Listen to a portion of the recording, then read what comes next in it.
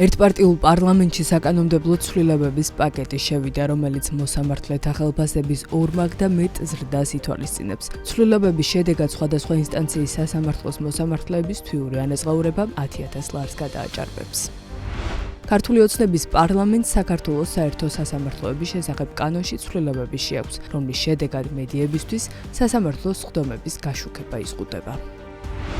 პარლამენტის მიმდებარედ საპროტესტო აქციაზე პოეტის ვიად რატიანის სისხლის სამართლის კოდექსით პოლიციელზე თავდასხმის ბრალდებით დააკავეს.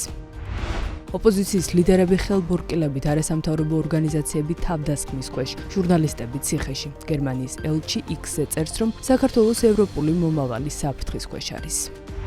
26 ივნის ევროპის საბჭოს საპარლამენტო ასამბლეაში საქართველოს შესახებ დებატები გაიმართება პოლიტიკური დევნის წინაშე მყოფი პირების დაუყოვნებლივ გათავისუფლების მოწოდებაზე. დონალდ ტრამპი აცხადებს, რომ ისრაელი და ირანი ცეცხლის შეწყვეტაზე შეთანხმდნენ. მისი თქმით, 24 საათში მსოფლიო 12 დღიანი ომის ოფიციალურ დასასრულს მიესალმება.